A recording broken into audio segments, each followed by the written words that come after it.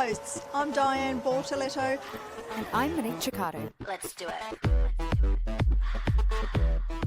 Hello, and welcome to And Away We Go F1 podcast, a Formula One podcast that goes beyond the track limit to talk about travel, food, and lifestyle surrounding the sport. I'm Diane Bortoletto, your pre-Drive to Survive Formula One fan, and today I'm in Margaret River. And I'm Monique Chiccato, your post-Drive to Survive fan. And today I'm sitting at the cabin in a place called Hornedalen in the mountains of southwestern Norway. Hornedalen, it sounds like a yodeling. Hornedalen. It actually means like Dog Valley. So I'm currently in Dog Valley. And it's very beautiful. I've seen the photos that you've put up on Instagram. Lovely. It is. But it's very nice to be here. So we're in the middle of the summer break in the Formula One season. So there's been no racing for 2 weekends now. I'm ready for a race weekend, and we've still got another 2 weeks to go. Do you know, sitting out here at the cabin at the moment, all I could think was, God damn, I wish it was a race weekend, because it's so nice being up here and watching a race up here. And I know it's a weird calendar because we had that 2-week break and then 2 races, and now, you know, the summer holidays. Speaking of summer holidays, all the drivers, obviously, and team bosses are doing what is prescribed, which is total shutdown for 14 days, according to the FIA. It's a mandatory holiday. I mean, good on them. Good on them. No, it is good. I mean, it's a really long calendar, like 24 races in a year. It's a good thing that they're forced to take a break. Yes, a needed reset. Have you been following where they've been going and what they're doing? Yeah, a little. Yeah, seems like if you don't have a super yacht, you're the odd one out. I know. Everyone is on a super yacht this year. And I have just come back from a week in Croatia on a small luxury cruise, which is basically like a super yacht with Unforgettable Croatia. Amazing. Highly recommend. But I was like so certain that I would see someone from the Formula One paddock cruising around, you know, these lovely islands, but I didn't see a single person. They like to stay to themselves, I think.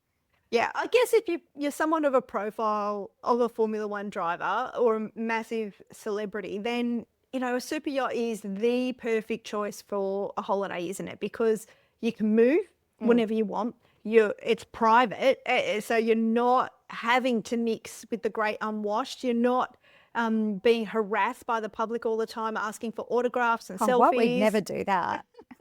It's get tiring though. If you just want to go out for dinner and have a meal or something, and your dinner's always interrupted with people like, oh, can I have a selfie? Sorry to interrupt. Can you please sign this? Oh, I'm a big fan. That'd get pretty boring pretty quick. Oh, absolutely. Absolutely. Like you said, a super yacht is privacy galore. I do think, though, that I might have seen Esteban Ocon. Not seen him, but I think I saw... this is a wild stab here, because I saw him put up photos on his Instagram of the super yacht that he was on, and there was a dinner set up there. And one night when we were in, I think it was in Šibenik or Split, we walked past this incredible super yacht, and they were setting up the most beautiful dinner on the back of this super yacht.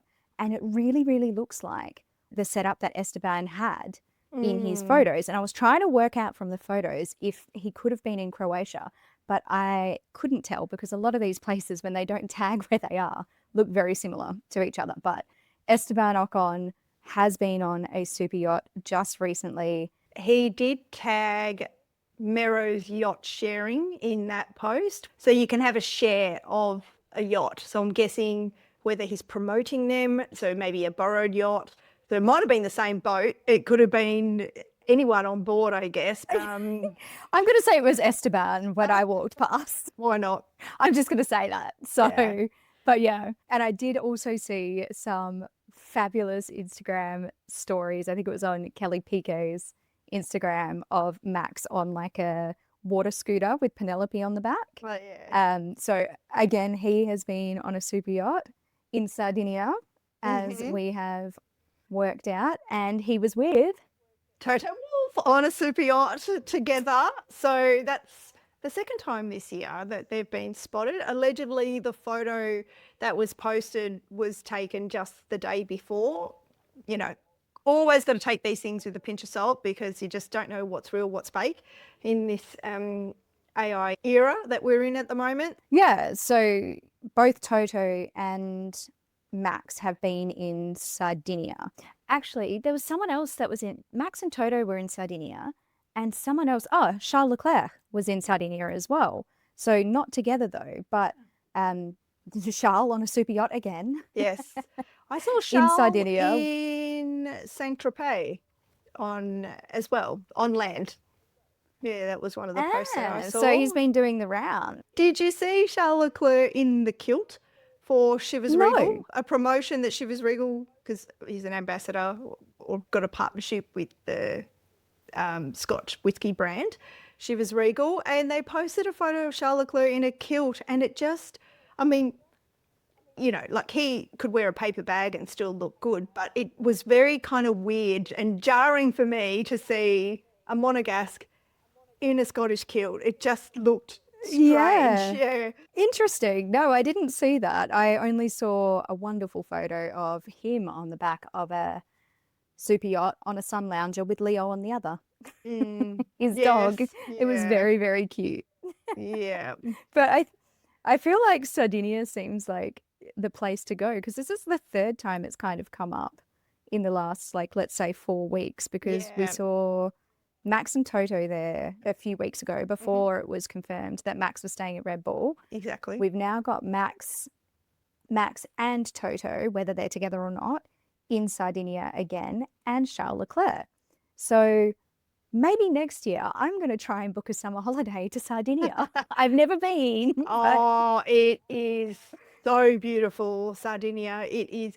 I mean, you've been to Rottnest Island, so you know oh, how absolutely, yes. stunning those beaches are at Rottnest Island. I remember when I first moved to Perth and I went to Rottnest Island, my jaw dropped because I was like, this is like Sardinia, but it is 20 kilometres off the coast of Perth and half an hour by ferry. I don't need to fly to Sardinia for these beautiful beaches, but you do need to fly to Sardinia for the beautiful beaches and the bars and the style and the food. So Yes, a different yes. kind of full package. But Sardinia, I have been twice, and both I'm times working jealous. for the Rally of Sardinia, which is in Olbia, not a very picturesque town at all, but that's where the Rally headquarters was. But it was near Costa Yes. Smeralda, the Emerald Coast, which is just beautiful. Think crystal clear water, white sandy beaches, calm bays, As it rocky says on the outcrops. box. Exactly.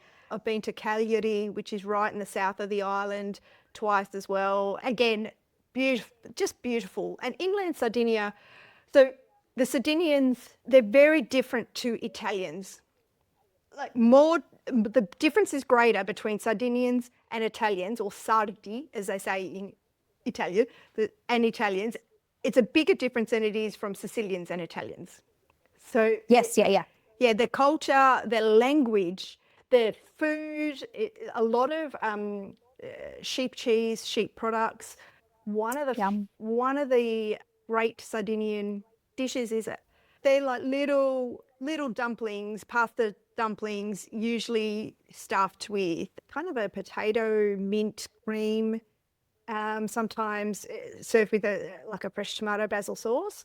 They're Yum. yeah, very typical of Sardinia. And also typical of Sardinia is botarga, which is sounds disgusting. It's a dried fish roe, and it comes in a hard kind of Ooh. block, and you grate it, usually over pasta or in a pasta sauce, a bit like when you're using anchovies to give that kind of Yeah. depth of flavour, you use botarga for that as well. And that's it Yum. is really delicious, like a simple pasta with cherry tomatoes, some pesto, some anchovy garlic, all cooked together with lots of olive oil, and you just shave some botarga in it and then over the top.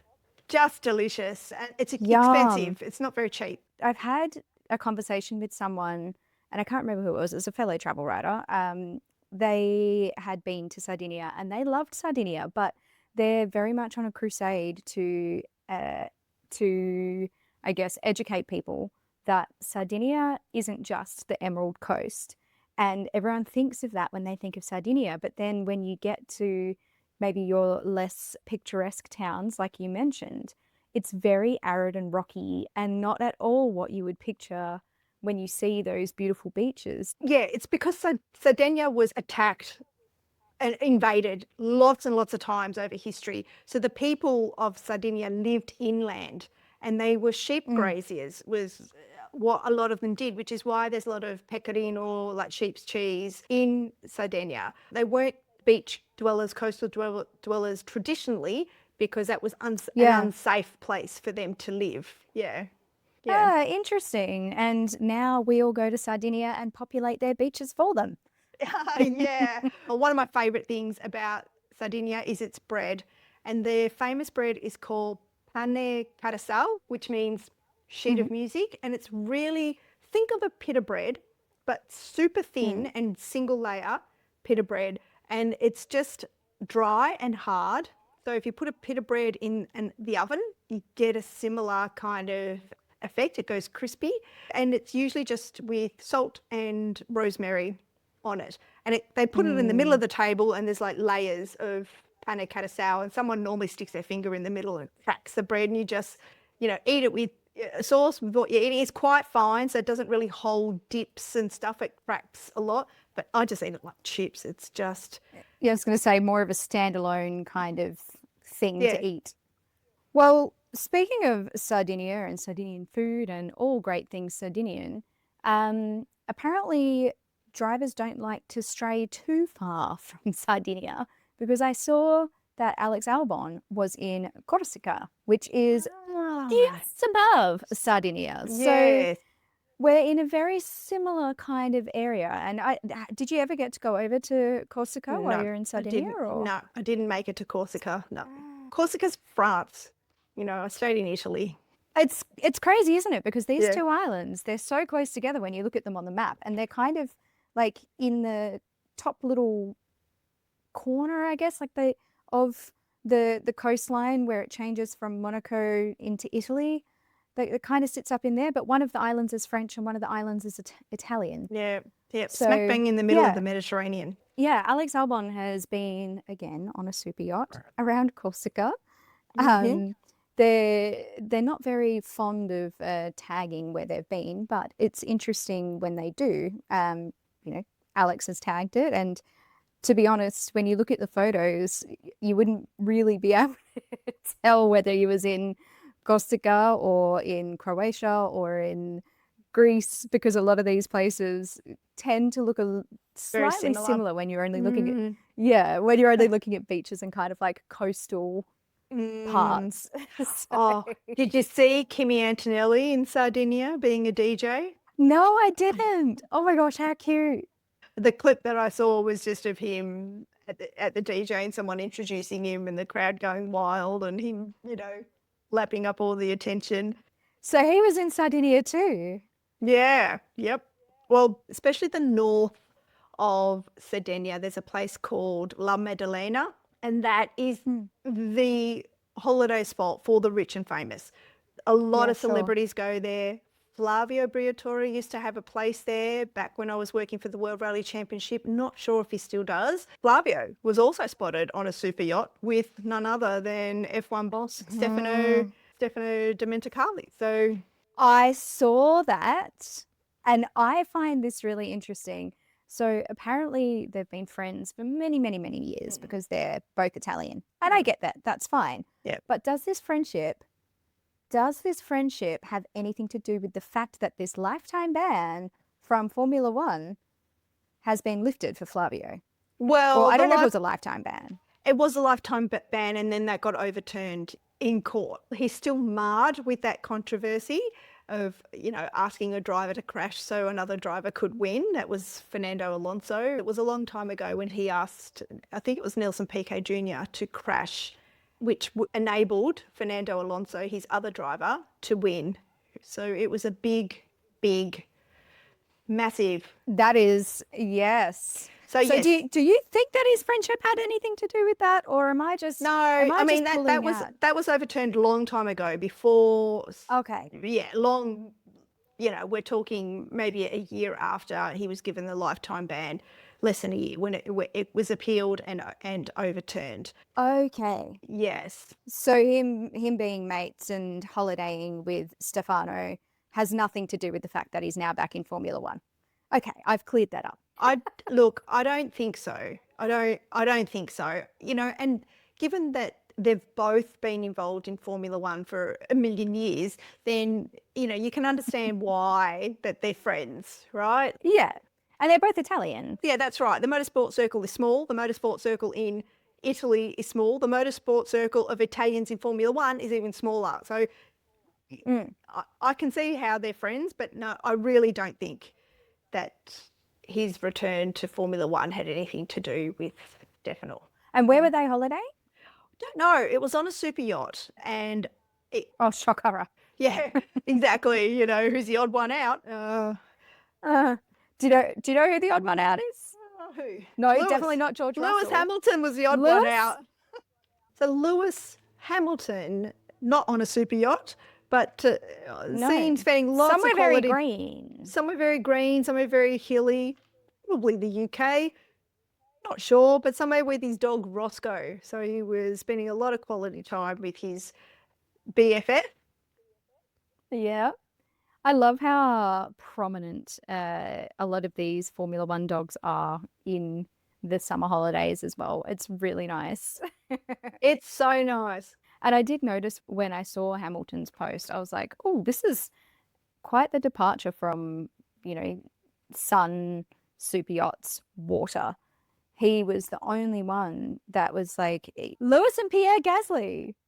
Oh, Gasly is currently, he's like at a, well, not currently, we don't know how, delayed their posts are, but he was at some cool looking villa with this really cool black, red and yellow tiled pool that overlooked some water somewhere. So it looked very like Southeast Asian, the kind of vegetation and the water, but that seems a little bit out of place for the summer holidays. Everyone's in Europe. Lando Norris and Gabrielle Bortoletto were pictured in Ibiza. And Lando I've seen other posts of Lando in Ibiza with his girlfriend. He was reportedly in Amsterdam again, so he likes partying in Amsterdam, doesn't he? Hopefully he stayed out of trouble this time. Yeah. I wonder. Yeah. And Liam Lawson wasn't on a super yacht either. He was seen in California. Ah, there you go. Interesting. Oh, and, slightly adjacent, was once a driver. I have on very good authority that Kevin Magnussen has been out partying in his home country, in his home city. I've seen some funny photos of him. But he's been out celebrating. Did you see? Oh my God, I don't think it was this summer, like these summer holidays. I think it was in the 2-week break that they had earlier. Hulkenberg took Noemi, his daughter, out to Italy. And there's the cutest video of her driving like not a toy car, but like I guess the fairground kind of cars. And he's sitting in there with her, letting her drive. And he's like, she can drive now. Cute.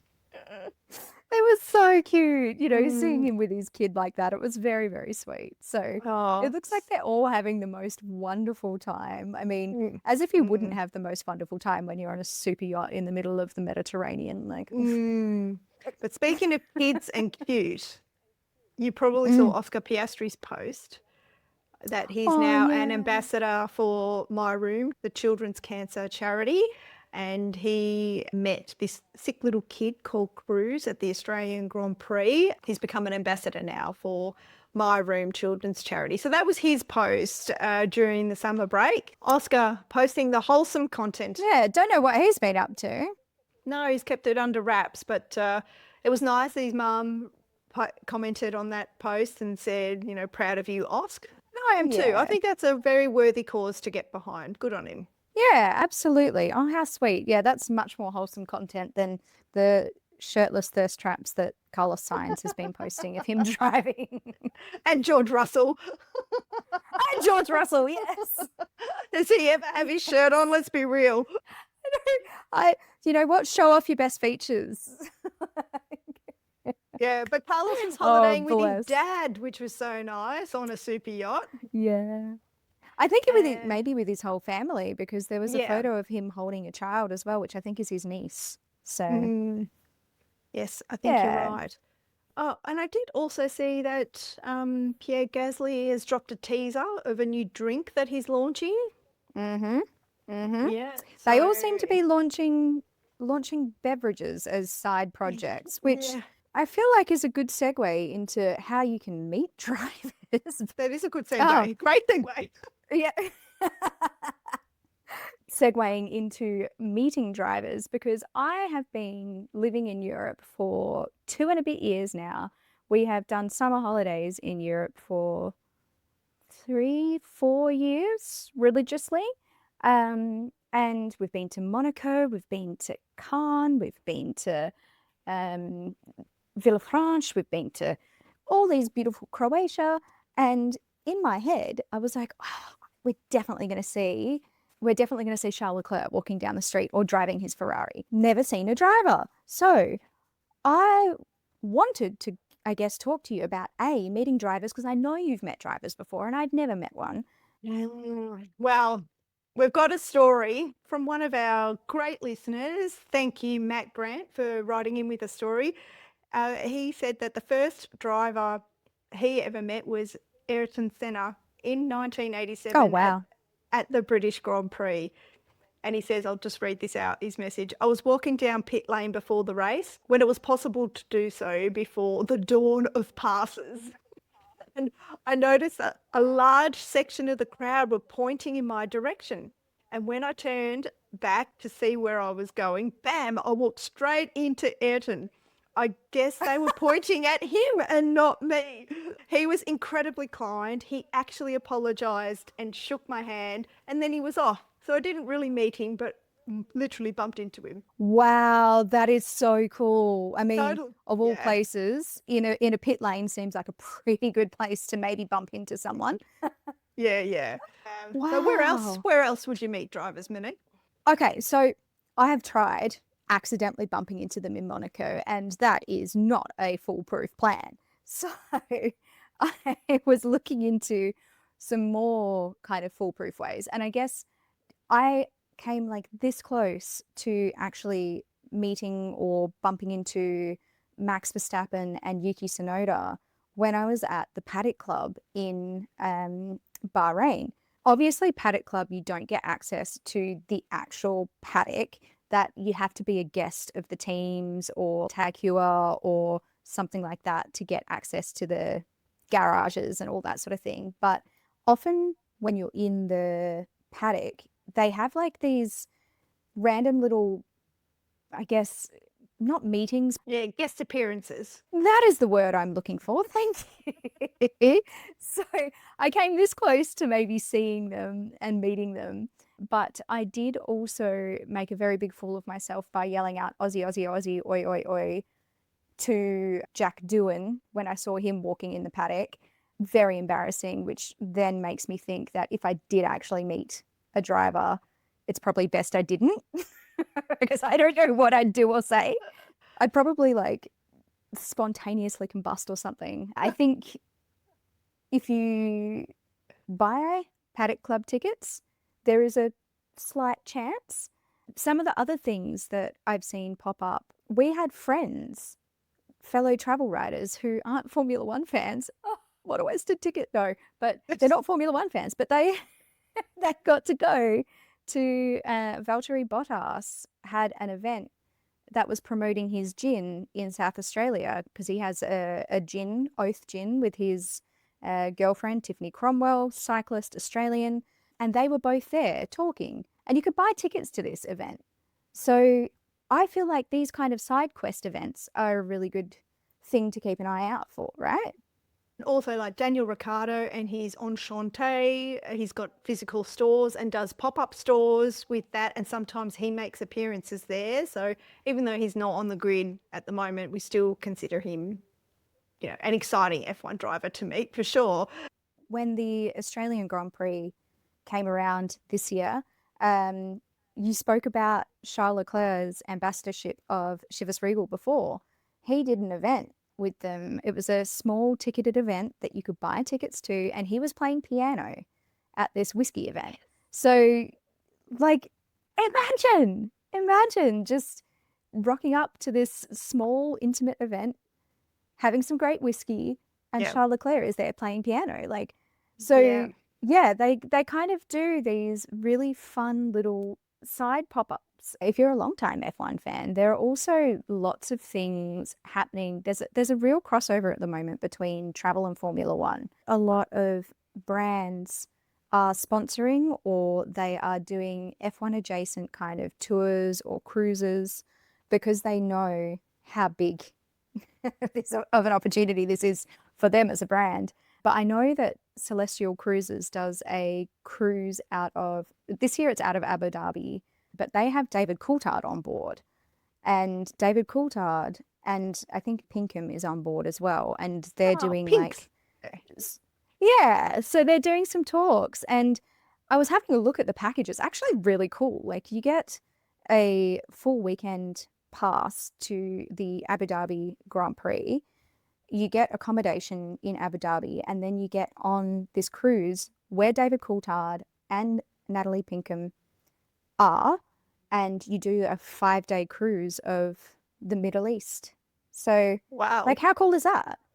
Yeah. Yeah. So, That would be cool. and I don't know, like, if there's more drivers on board. I mean, I guess it probably wouldn't be current grid. They wouldn't be able to do that, but it's kind of cool having these, like, well-known names, ex-drivers that you can kind of get up close and personal with and hear from and learn from and listen to. So I think the smaller events, that's what the current drivers are kind of popping up at, you know, for gins and wines and clothing Well, brands. either, yeah, it's their own ventures that they're promoting or a sponsor venture that they're promoting. I think bumping into a Formula One driver would be really difficult to do unless you were a captain of a super yacht or I mean, I was Yeah, going to say yeah. the booking agent of a super yacht company, but even then, that might all be done online and probably done by their people, not by them themselves. Yeah. Maybe if you got a summer job working on super yachts, sure. Gosh, I wish I'd known Yeah. about that as a option when I was backpacking. I didn't even know that that was a thing that existed. So what I would say to anybody that wants to work on super yachts, go and get some hospitality experience, work in the best places you can work, and then you go to Cannes or you go to Monaco and you just walk the planks, basically the jetties, handing out your CV, ask for a crew job. You could work your way up to being a crew on Max Verstappen's super yacht or Toto Wolff's Yeah. super yacht or something else. Yep. Because they both own their own yachts, right? They didn't do a Ocon and do a yacht share or anything. No, They Max has own got his their own own. yachts outright. Yeah. Mhm. Yeah. I did actually Google, you know, I love Googling super yachts and seeing who owns them and finding out how much they're worth, et cetera, et cetera. And I did Google Toto Wolff's yacht. He bought it in 2023. It was only built in 2021. And apparently it's worth $27 million. Whoa. So that's about 50 million Australian dollars, not quite, maybe 40 million Australian dollars. Wowzers. Yeah. And it looks pretty damn lush.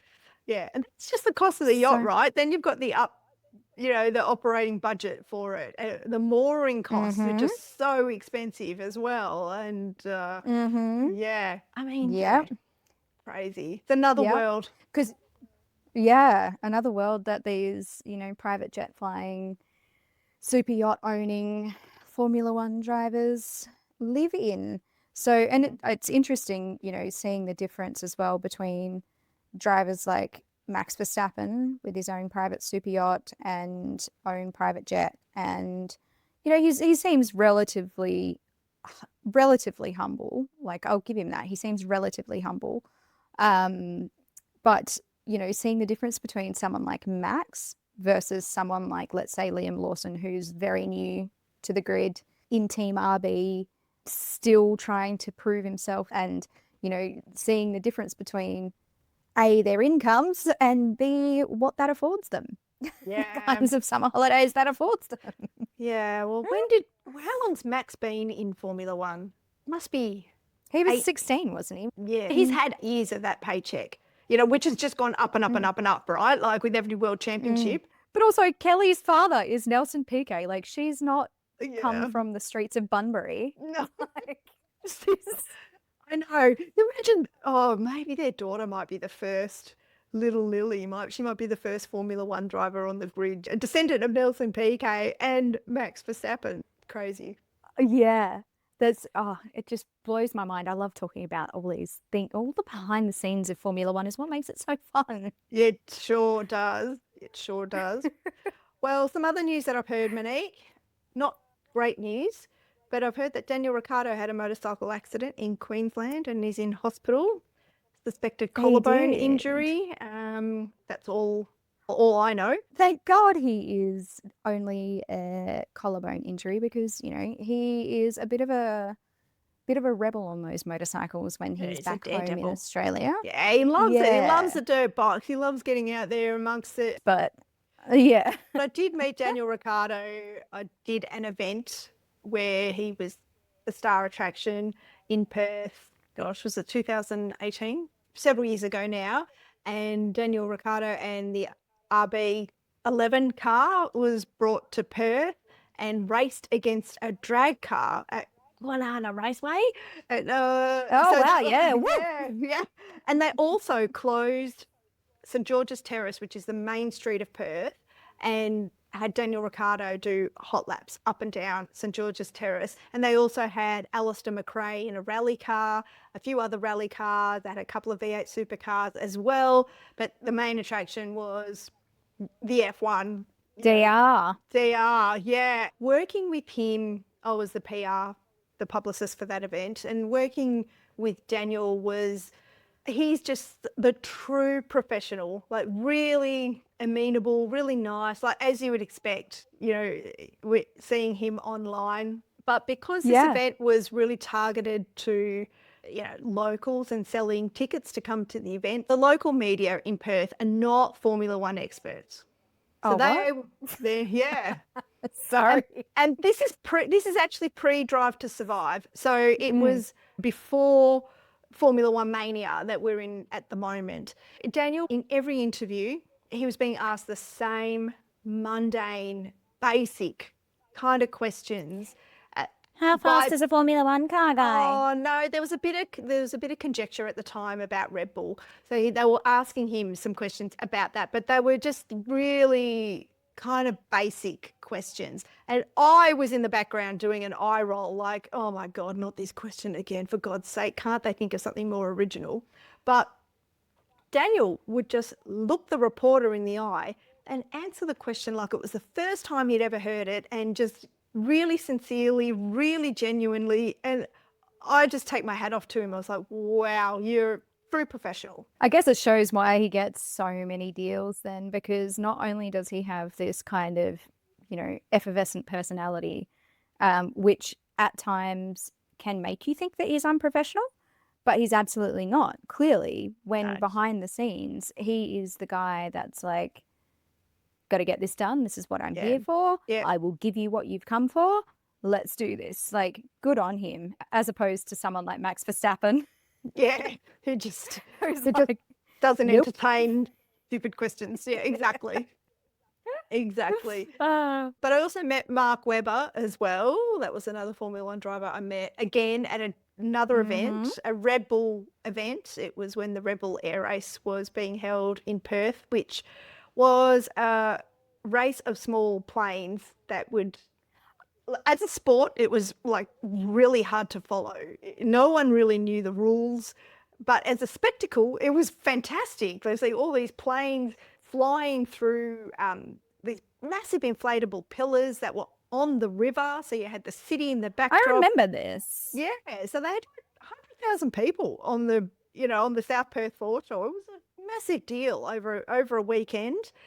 And Mark Webber was there as part of being part of the Red Bull family.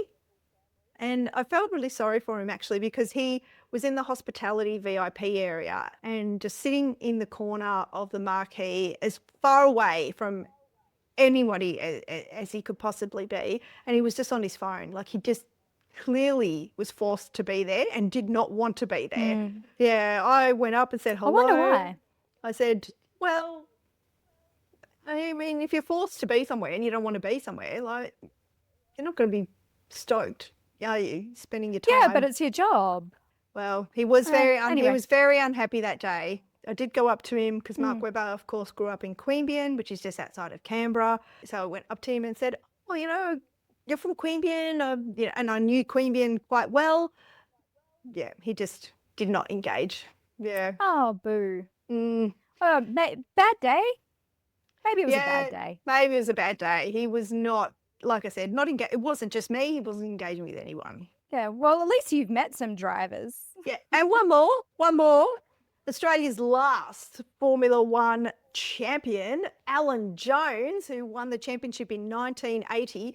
He was also part of this Daniel Ricciardo. It was motorsport festival that was being held in Perth.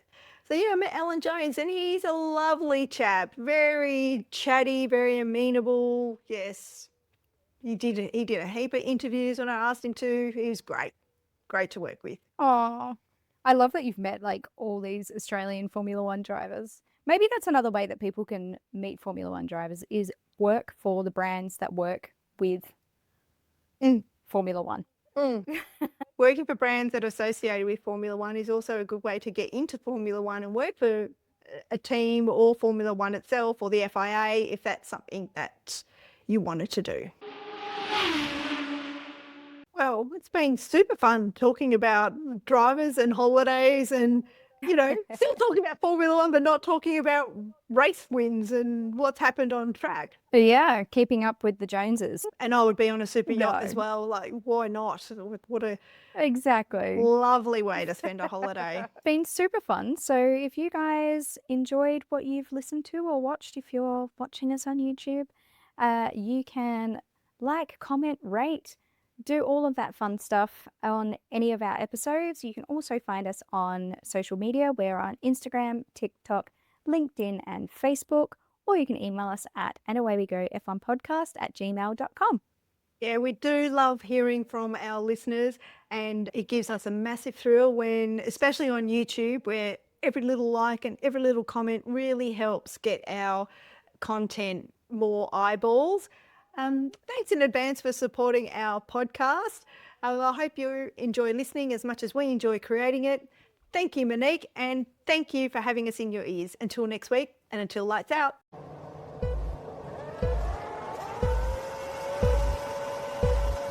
It's lights out and away we go! And Away We Go podcast is produced by Diane Bortoletto and Monique Ciccato. Let's do it.